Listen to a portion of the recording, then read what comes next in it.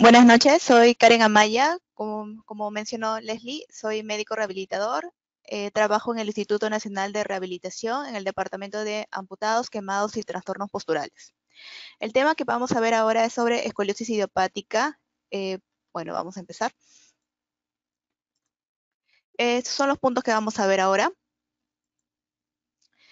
Bueno, primero vamos a ver algunas imágenes. Usualmente vemos ese tipo de pacientes que vienen principalmente por una deformidad o una asimetría en el tronco. Muy pocos vienen por dolor. Y si vinieran por dolor, siempre hay que descartar otras causas. Por ejemplo, aquí vemos una gran asimetría en el tronco, una prominencia aquí en el tórax. Igual aquí en esta adolescente vemos un desnivel de los hombros, un desnivel de la escápula, una prominencia en el hemitórax. Entonces, ¿qué es la escoliosis? Es una deformidad tridimensional. Eso quiere decir que va a afectar tanto el plano coronal, va a afectar también el plano sagital y el plano transverso. Entonces vamos a observar cómo ocurre. El primer componente que vamos a tener en la escoliosis es a nivel del plano transverso. Lo que va a ocurrir es una rotación del cuerpo vertebral. El siguiente componente es lo que más vemos, es la lateralización de la columna que se produce en el plano frontal. Y en el plano sagital vamos a tener lo que es la lateroflexión. Entonces es un componente tridimensional. Como les mencionaba, el primer componente ocurre en el plano transverso, donde vamos a tener una rotación del cuerpo vertebral. Como definición, escoliosis estructurada, la Sociedad de Investigación de la Escoliosis, que es una sociedad formada por cirujanos de columna, lo determina como un ángulo de Cobb de 10 grados o más y que además exista rotación axial. Esto evidenciado en una placa radiográfica. En algunas circunstancias se podría considerar ángulos menores de 10 grados si tuviéramos un potencial de progresión. Por ejemplo, en aquellas curvas, por ejemplo, cuando tenemos una deformidad del cuerpo vertebral, donde tenemos una vértebra en cuña, una hemivértebra, estas columnas son aquellas que van a tener un potencial de avanzar. En lo que es epidemiología, la prevalencia en la población general es de 0.9 hasta un 12% y casi el 10% de los diagnosticados van a requerir tratamiento.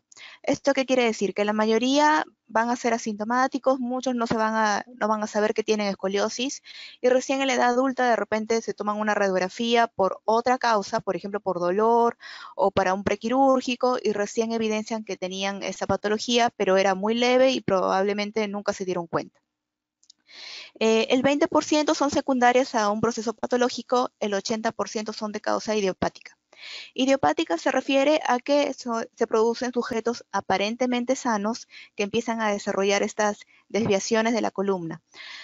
¿Qué quiere decir esto? No significa que lo primero que yo voy a pensar es que sea idiopático. Siempre tengo que descartar otros procesos patológicos que podrían ser algún problema, una enfermedad de fondo o un tumor. Entonces, lo primero que pienso es en patológico y después ya como descarte voy a pensar recién que sea idiopático.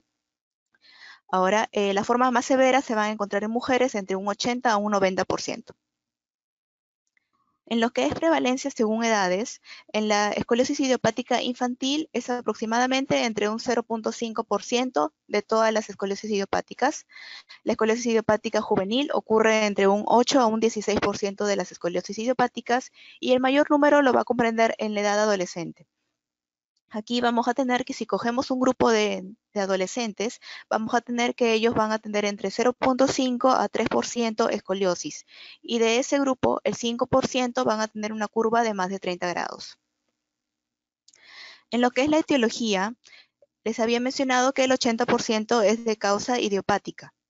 Pero también hay otras causas, como la causa neuromuscular, que pueden ser, por ejemplo, secundarias a parálisis cerebral, espina bífida, polio, síndrome dismórficos, por ejemplo, el síndrome de Marfan, escoliosis congénitas. Congénitas no se refiere a la edad en la que hice el diagnóstico, sino se refiere a malformación del cuerpo vertebral. Y otras causas que pueden ser metabólicas, pueden ser por una malignidad, osteoporosis, etcétera. Entonces, la escoliosis estructurada, el 80%, como mencioné, es idiopático, pero también hay otras causas, ¿no? Como congénita, neuromusculares y otras.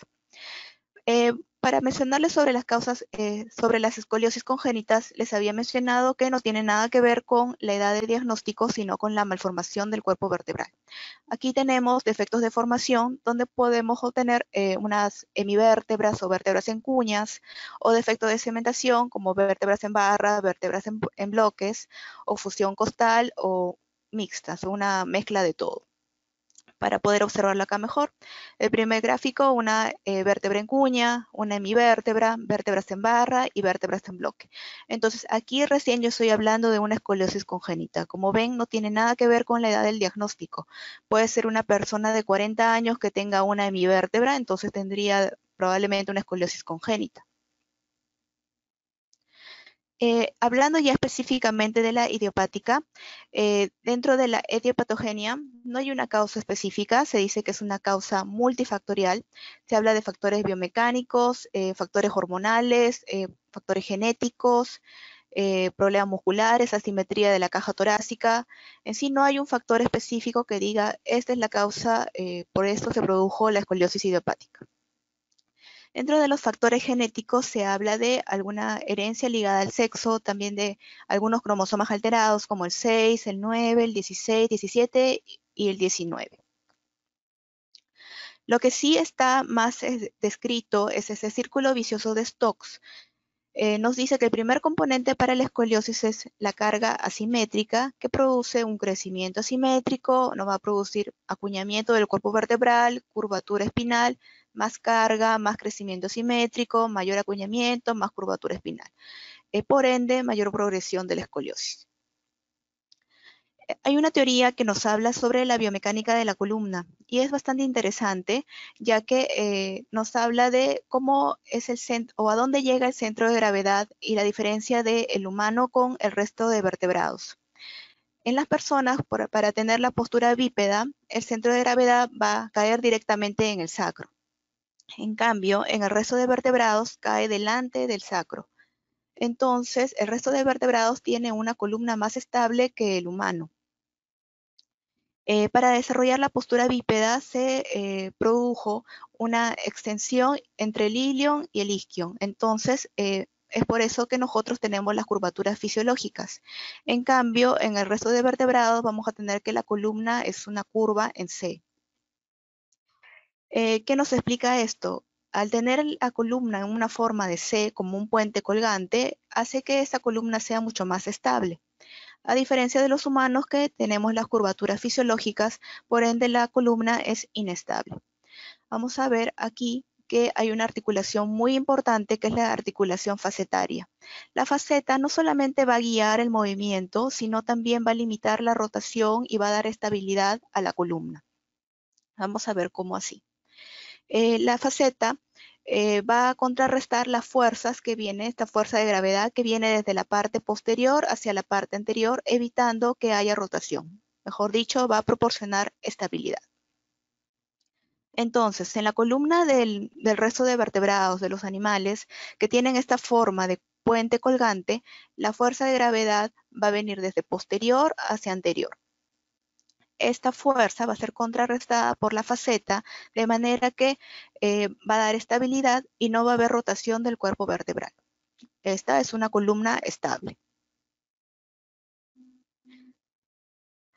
¿Qué sucede en el resto, en los humanos? En nosotros vamos a tener las curvaturas fisiológicas.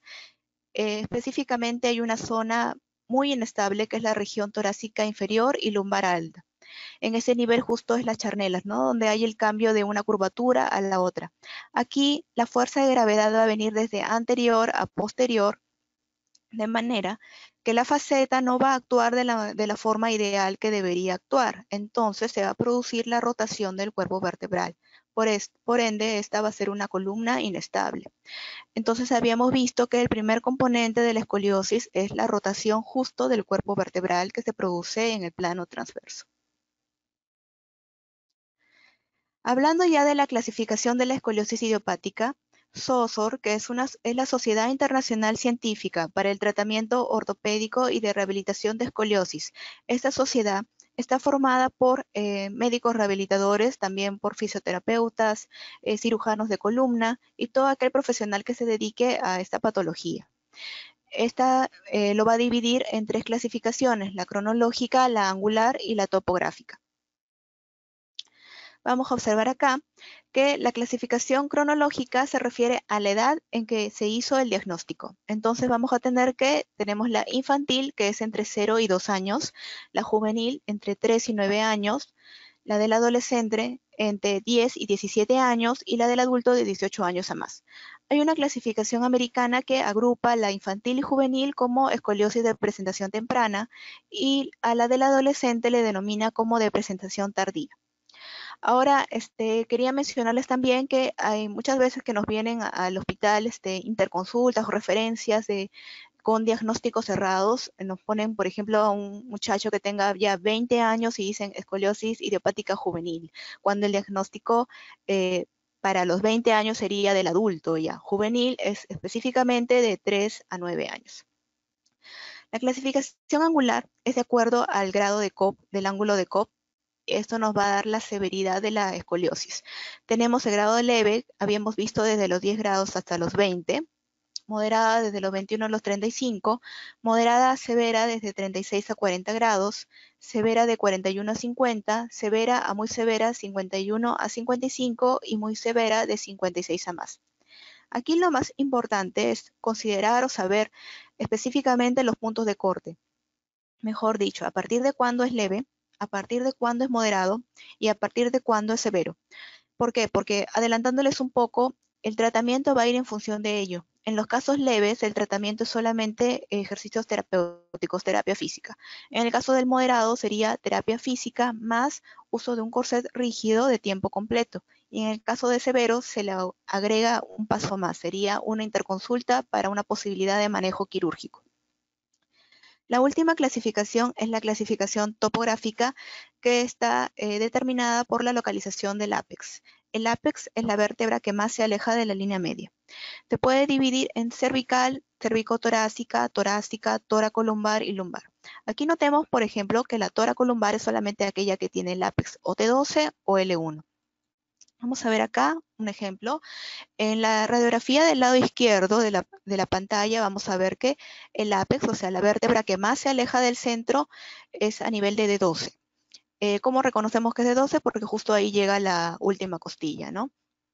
Entonces, la de la izquierda es una escoliosis dorsolumbar, ¿no? Según la clasificación topográfica que acabamos de ver.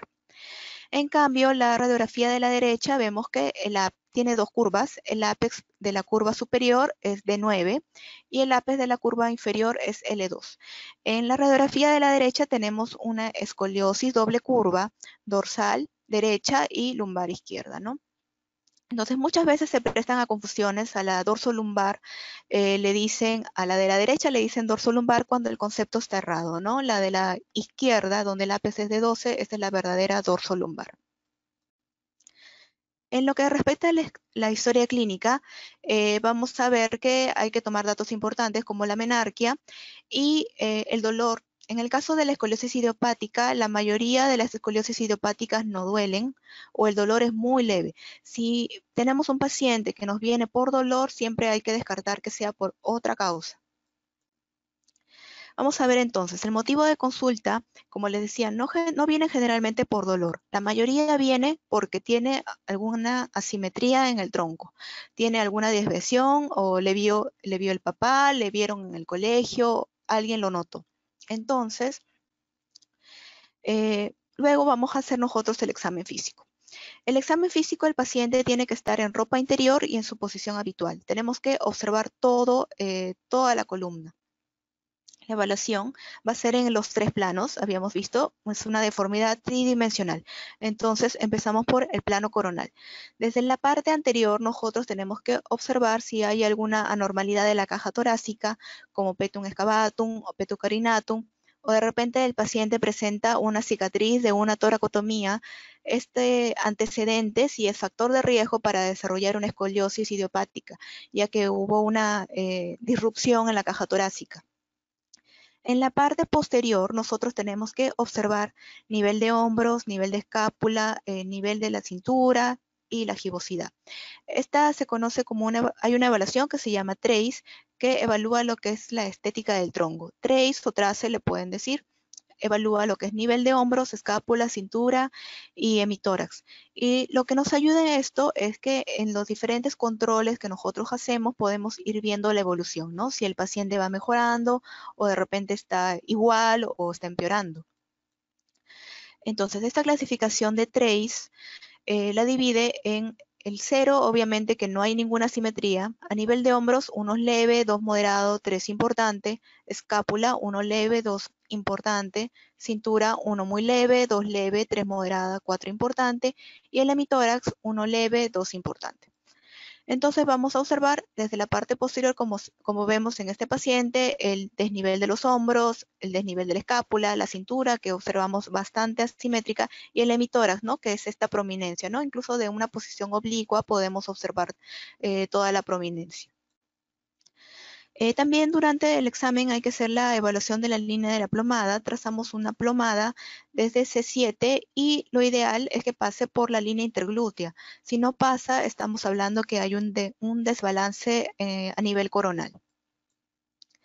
También nosotros tenemos que observar en el examen físico si hay una dismetría de miembros inferiores. En el caso, por ejemplo, de la imagen de la derecha, vemos que al paciente nosotros poniéndole unas salsas corrige la escoliosis, ¿no? Y con eso ya corrigió todo. Entonces podría ocurrir que tuviéramos una escoliosis secundaria dismetría. Eso quiere decir que corregimos la dismetría y se corrige la escoliosis. Pero también podríamos tener las dos cosas, que a pesar que nosotros hemos corregido la dismetría, se mantiene la escoliosis. En el plano sagital, nosotros tenemos que observar también si hay aumento de las curvaturas o disminución de las curvaturas fisiológicas. A nivel del plano transverso, nosotros vamos a realizar la evaluación mediante el test de Adams. El test de Adams es una flexión anterior del tronco y nosotros vamos a observar la presencia de una gibosidad. En el caso que no observemos nada, nos estaría hablando más de que es una columna normal, probablemente sea una escoliosis postural nada más. En el caso que nosotros observemos la jiba, aquí en la imagen en la fotografía, en el lado de la izquierda hay una pequeña jiba, no es muy evidente, pero sí se observa un test de Adams positivo. Entonces aquí nos estaría diciendo que hay una escoliosis estructurada. Entonces la posición es una flexión anterior del tronco y observamos esa gibosidad. En esa misma posición se hace la evaluación del ángulo de inclinación del tronco, con esta regla que vemos a la derecha que se llama escoliómetro. Aquí la posición del 0 justo la vamos a poner a nivel de la apófisis espinosa y vamos a deslizar esa regla por toda la columna. Lo que vamos a observar es que un punto de corte de 5 grados. ¿Esto por qué? En los estudios nos decían que con el escoliómetro un ángulo de inclinación del tronco de 7 grados correspondía a una radiografía con un ángulo de Cobb de 20 grados. Entonces la guía de Soso recomienda que se tome como punto de corte 5 grados. ¿Qué quiere decir esto? Que si en mi evaluación nosotros observamos un ángulo de inclinación del tronco de 5 grados, tendríamos que solicitar al paciente de todas maneras una radiografía. Esta herramienta se usa como screening, ayuda evidentemente a reducir el número de casos que requieren cirugía, ya que nosotros hacemos una detección temprana y los que hacen el screening pueden ser no solamente los médicos, también pueden ser las enfermeras, los fisioterapeutas, paramédicos o algún personal que esté entrenado. Otras evaluaciones hay que hacer es para excluir unas escoliosis secundarias, ¿no? Tanto la sensibilidad, la fuerza, que nos hablaría de otras patologías. Quería hacer un punto aparte sobre dolor y escoliosis, ya que les había mencionado que en el caso de escoliosis idiopática, esta no duele. Vemos la imagen de la izquierda. Este es un caso de un paciente que vino al instituto. Era un chico, un adolescente que había estado jugando básquet y saltó y de pronto quedó con una posición así antálgica, ¿no? Por el dolor, con esa posición de escoliosis y no tenía disminución de la fuerza ni la sensibilidad, pero no toleraba la posición de decúbito. Entonces vino con esa referencia como si fuese una escoliosis idiopática. Se le pidió la radiografía y observamos aquí la curvatura que era de 33 grados, pero no observamos rotación de cuerpos vertebrales. En el plano sagital vemos que ha perdido las curvaturas fisiológicas. Entonces, ante esta historia del paciente con mucho dolor, habíamos mencionado escoliosis idiopática no duele o el dolor es muy leve, entonces se le pidió una resonancia y el resultado fue actitud escoliótica de concavidad derecha de la columna lumbar con articulación de la apófisis transversa izquierda de L5 con el sacro y edema de medular óseo, de la médula ósea a este nivel. Y extrusión discal para mediana izquierda de L4, L5, ¿no? Entonces observamos que el paciente ya tenía una hernia. El siguiente paso para nosotros fue hacerle una referencia al Instituto de Ciencias Neurológicas, donde lo operaron. La imagen de la fotografía del medio ya es el paciente después de su cirugía, incluso se puede observar una pequeña cicatriz, y le tomamos una radiografía de control y vemos que no tenía ninguna escoliosis, tampoco quedó ninguna escoliosis residual. Entonces, ¿a qué vamos con esto? La mayoría de los dolores en adolescentes son dolores inespecíficos. Si hablamos de dolor en escoliosis, solamente es un 4.6%. Entonces, lo primero que no vamos a pensar que un adolescente que viene por dolor, que es por escoliosis. Tenemos que pensar en otras causas. Incluso el espasmo muscular es un 8.9%, la enfermedad degenerativa del disco 1.7%, hernia del disco lumbar 1.3%, espondilolistesis, infección, tumor, fractura es menos del 1%. Entonces, bueno, si nosotros tenemos un dolor lumbar adolescente, el diagnóstico más común es que no sea algo tan grave, ¿no? Lo más asociado es un espasmo muscular, pero eso no quiere decir que no le tomemos mucha atención. Si tenemos una escoliosis antálgica, nosotros vamos a tener que solicitar de todas maneras una resonancia. Esto es mandatorio. Entonces, ¿qué observamos acá? Que una escoliosis antálgica es cuando un evento agudo nos va a producir una escoliosis, nosotros vamos a pensar primeramente que sea una lesión del disco. Esto se va a asociar a un trauma, que pueden ser eventos traumáticos, traumas relacionados con el deporte, y se estima que 1% de los pacientes operados por hernia del disco tienen entre 10 y 20 años. Como había mencionado antes, la idiopática no duele o el dolor es muy leve. Esta posición antálgica o esta escoliosis antálgica que tenía el paciente es para proteger los nervios espinales de mayor daño. La indicación es quirúrgica, incluso se dice que si nosotros retrasamos el tratamiento, dándole opción para otros métodos conservadores, podríamos tener una escoliosis residual. Bueno, ya regresando a la parte de escoliosis idiopática. El diagnóstico de escoliosis idiopática es con una radiografía. En la radiografía nosotros vamos a observar un ángulo de Cobb de 10 grados o más y la incidencia es póstero anterior. ¿Por qué esa incidencia? Porque reduce la exposición de rayos X. Incluso hay un consenso del 2012 que nos habla sobre la reducción de la exposición a rayos X. ¿Qué nos dice también ese consenso? Que hay nuevos sistemas, que mucho más modernos, que emiten microdosis de radiación. Nos dice que un día en la Tierra, de todas maneras va a haber radiación, como 8 microsievert. Si nosotros tomáramos una radiografía por toma, vamos a tener que, va a emitir una radiación de 1500 microsievert. Con ese sistema nuevo, que es un sistema EOS, que hay en Europa, pero es un sistema caro, la radiación es solamente 58 microsievert. Es un sistema mucho mejor, bueno, pero evidentemente es más caro. Ahora, las guías dicen que de preferencia se deberían usar estos nuevos sistemas. Si no se pudiera, la incidencia de la radiografía debería ser posterior anterior, ya que disminuye la radiación. También debería haber protección de tiroides y mamas y espaciar las tomas radiográficas. En un paciente que está en crecimiento, generalmente pedimos radiografías cada 6 meses o incluso las podemos espaciar un poco más. No es conveniente pedir cada mes, por ejemplo, si es que el paciente viniera a consulta mensual, porque estamos emitiendo mucha radiación y además no vamos a notar muchos cambios. En la radiografía lo que vamos a observar es la localización del ápex, en donde está la escoliosis, puede ser dorsal, puede ser dorsolumbar o lumbar.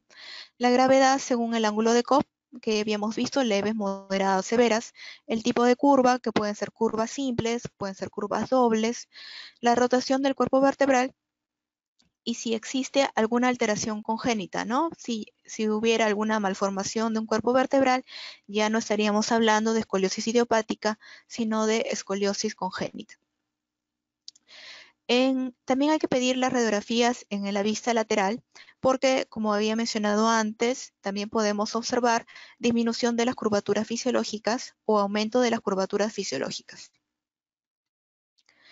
También hay que evaluar lo que es la madurez esquelética. Esto se hace mediante una radiografía de la pelvis para ver el signo de Risser. Pero vamos a observar por qué es importante. Cuando hay menor madurez esquelética, el riesgo de progresión, que se agrave la escoliosis, es mucho mayor. En cambio, cuando el paciente ya está terminando la madurez esquelética, el riesgo de progresión es menor. Como les mencionaba, esto se evalúa con el signo de Risser, que es la osificación de la espina ilíaca anterosuperior a la espina ilíaca posterosuperior. Lo que hacemos es dividir en 4 cuadrantes. Entonces, vamos a observar una línea blanca, que esa es la osificación en sí. Si la línea llega en el primer cuadrante sería Risser 1, al segundo cuadrante Risser 2, al tercer cuadrante Risser 3, si completa el 75 al 100% Risser 4 y cuando hay una fusión con el sacro sería el Risser 5. Hay un nuevo estadio que se dio en el año 2016 que es el Risser 0. Este se dividió en 0 menos y 0 más. 0 menos se refiere a cartílago trirradiado abierto o no osificado y 0 más cartílago trirradiado cerrado. Aquí lo vamos a ver mejor. 0 menos cartílago trirradiado abierto y 0 más cartílago trirradiado cerrado. Entonces, ¿qué quiere decir esto? El paciente cuando menor madurez esquelética tiene, por ejemplo aquí el 0 menos, tiene mayor riesgo de que avance su escoliosis. En cambio, un paciente que ya tiene un Risser 5, ya llegó a la madurez esquelética, el riesgo de progresión es muy bajo o casi nulo. ¿Por qué era importante considerar el dato de la menarquia que les mencioné antes? Porque tiene relación con el Risser y con el crecimiento. Vamos a ver cómo sucede esta asociación. Es importante reconocer la velocidad de crecimiento del niño, ¿no? Hay 3 fases. La primera fase es la fase de crecimiento más rápido. Va a crecer 25 centímetros el primer año, 12.5 centímetros el segundo año. Hasta el quinto año va a haber un crecimiento de 8 centímetros por año. Luego va a ocurrir una segunda fase que es un crecimiento un poco más lento, que es de 5 a 5.5 centímetros al año. Y luego ocurre la tercera fase que corresponde a la etapa de la pubertad, que termina con un crecimiento de 18 centímetros en las niñas y 20 centímetros en los niños.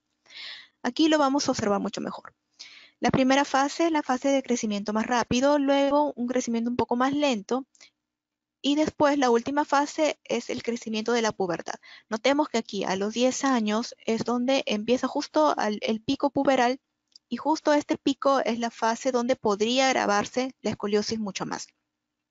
El crecimiento se desacelera a partir de entre los 13 y 15 años. La menarquia. La menarquia es un valor importante, pero es un parámetro en sí retrospectivo. Lo que nos quiere decir la menarquia es que ya ese pico de crecimiento que hemos visto acá ya pasó. Incluso se dice que el Risser 1 es indicador también retrospectivo que 2/3 del pico de crecimiento puberal ya pasó. Entonces es importante nosotros diagnosticar antes que ocurra el pico de crecimiento porque así podemos evitar que avance o que se agrave la escoliosis. Vamos a ver aquí en este cuadro donde nos va a resumir un poco mejor. Si tenemos un paciente, por ejemplo, de 10 años o menor de 10 años, con una curva moderada entre 20 y 29 grados, vemos que su riesgo de avanzar es un 100%. A diferencia de un adolescente que ya tiene 15 años a más, con ese mismo ángulo de 20 y 29 grados, su riesgo de progresión es 16%. Entonces vemos que más joven, más inmaduro, su riesgo de avanzar es mucho mayor. Si lo vemos esto con el Risser que hemos mencionado antes, el Risser 0 y el Risser 1, con una curva de 20 a 29 grados, el riesgo de progresión es 68%. En cambio, el Risser 2, 3, 4, el riesgo de progresión ya es un 23%. Entonces, ¿cuándo es posible que la vértebra sea remodelable? Esto depende del porcentaje de crecimiento residual. Entonces, si el paciente es más joven, su esqueleto va a ser mucho más flexible, entonces nosotros vamos a poder actuar mucho mejor. Indicaciones de otros exámenes como tomografía o resonancia es cuando tenemos una anormalidad ósea o si hay un dolor o deterioro neurológico o para evaluación preoperatoria en el paciente menor de 10 años. Con respecto ya al tratamiento, los objetivos del tratamiento es detener la progresión de la curva o incluso reducirla. Hay que informar bastante bien al paciente y al familiar que nosotros vamos a evitar que siga avanzando la curva. En el mejor de los casos se va a reducir, pero no hay que crear falsas expectativas al paciente. Por ejemplo, si ya está en una escoliosis moderada, decirle, no, sí, con el tratamiento su columna va a estar recta, va a estar derecha, que eso no va a pasar. Lo que vamos a evitar es que avance. Otro objetivo básico del tratamiento es prevenir o tratar la disfunción respiratoria, prevenir o tratar síndromes de dolor espinal, mejorar la estética a través de la corrección postural. El tratamiento es en equipo multidisciplinario.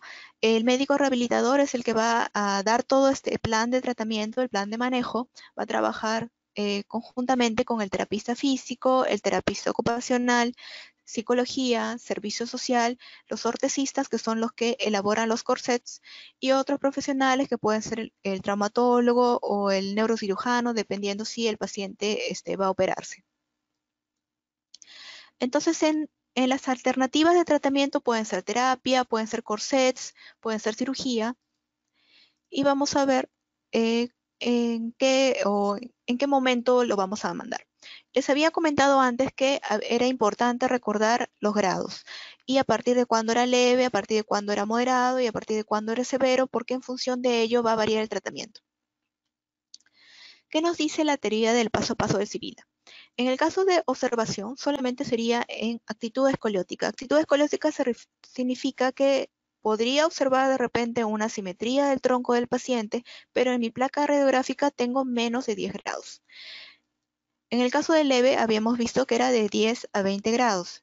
En este caso, lo que vamos a indicar son ejercicios específicos para escoliosis, o sea, solamente terapia física. En los casos moderados, a partir de 21 para arriba, vamos a hacer un escalón más. No solamente los ejercicios, sino también un uso de corset rígido de tiempo completo. Y en el caso severo, es un escalón más. O se podría mandar el corset súper rígido, que es el esforcesco, que lo vamos a observar ahora, y también una interconsulta para un manejo quirúrgico. Entonces, en los casos de escoliosis leves, de 10 a 20 grados son ejercicios específicos para escoliosis. Hay diferentes escuelas de ejercicios específicos.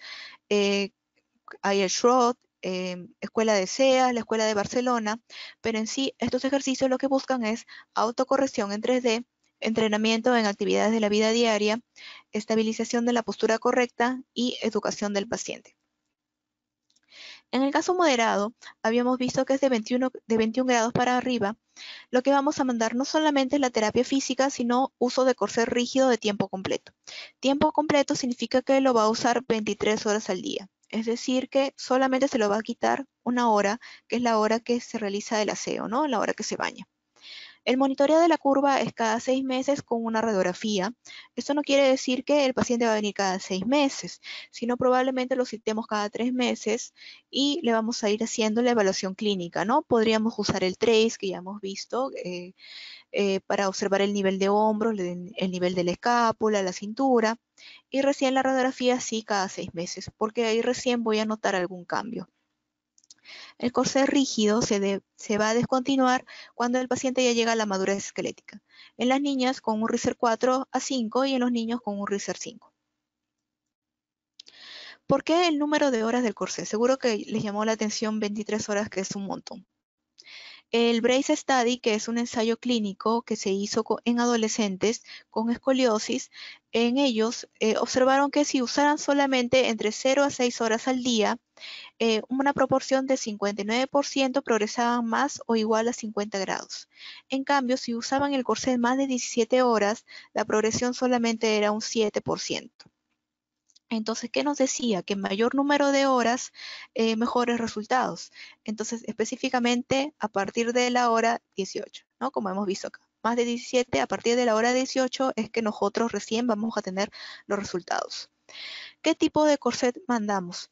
Sí hay diferentes tipos de corset y lo va a mandar de acuerdo al corset que más hay en la localidad, por ejemplo, o el que más domine el médico rehabilitador que lo va a indicar.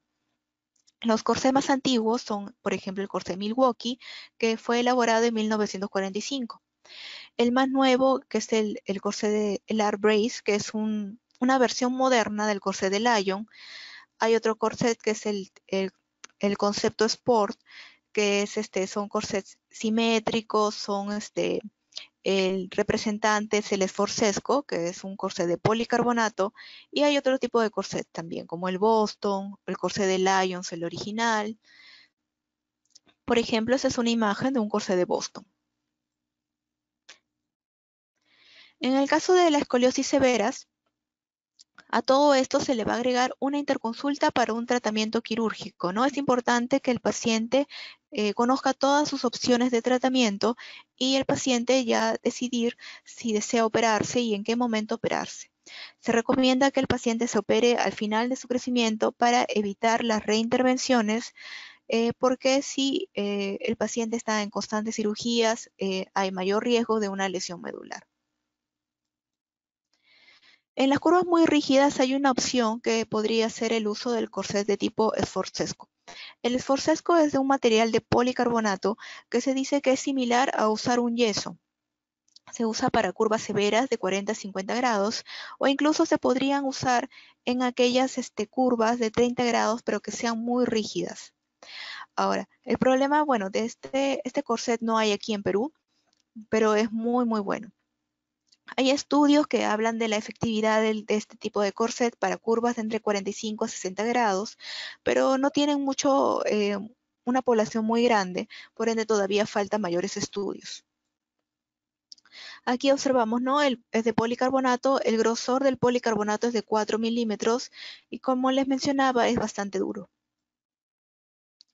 Hay que fomentar en el paciente lo que es la adherencia al tratamiento. Por eso también es importante el trabajo con psicología, sobre todo porque esos pacientes que están en la adolescencia tienen un daño de su autoimagen, de su autoestima. Incluso cuando nosotros abordemos a ese tipo de pacientes, si bien el concepto de escoliosis es una deformidad tridimensional, es recomendable no decirle esto al paciente, tienes una deformidad, porque lo va a tomar como que estoy deforme, ¿no? Entonces hay que explicarle, bueno, tienes una asimetría en el tronco y vamos a hacer esto, ¿no? El control médico, los protocolos de manejo son en alto riesgo, hablamos del RISER 0, RISER 1, RISER 2, ya sabemos por qué es alto riesgo, porque son más inmaduros. El control médico es cada 3 meses. En el bajo riesgo, RISER 4, RISER 5, el control ya es cada 6 a 12 meses. Es importante que al final del tratamiento, o sea, cuando termine la madurez esquelética, nosotros tengamos un resultado de menos de 30 grados. ¿Por qué es importante esto? Porque con menos de 30 grados, la posibilidad de progresión en la edad adulta ya casi no va a progresar, es muy poco probable. Pero entre 30 y 50 la progresión es posible, más de 50 es altamente probable. Entre 30 y 50 grados va a haber dolor y va a haber bueno, la discapacidad va a ser inusual, pero sí va a tener un impacto estético. En cambio, más de 50, la discapacidad sí va a ser posible y el impacto estético va a ser mucho mayor. Cuando tengo ángulo de Cobb mucho mayor, ya va a comprometer lo que es la función respiratoria. Más de 70 grados va a haber una probable disminución significativa en el volumen pulmonar, más de 100 grados disnea de esfuerzo, y más de 120 grados probable hipoventilación alveolar y falla respiratoria crónica. Entonces, bueno, para terminar, algunos puntos de importancia es que la escoliosis idiopática del adolescente es altamente progresiva. Ya habíamos visto por qué, porque es un esqueleto inmaduro que está en crecimiento y sobre todo entre las edades de 10 y 13 años, donde justo está el pico puberal, el crecimiento es mayor y la posibilidad de aumentar la escoliosis es también más alta. También comentamos que el dolor estos pacientes no vienen por dolor, o si es un dolor es muy leve. Si viniera un paciente por dolor, siempre pensar en otra causa. Estos pacientes van a tener una buena flexibilidad porque están en crecimiento, y la meta del tratamiento sería en ellos, en esos adolescentes, la corrección o evitar la progresión de las curvaturas. Gracias.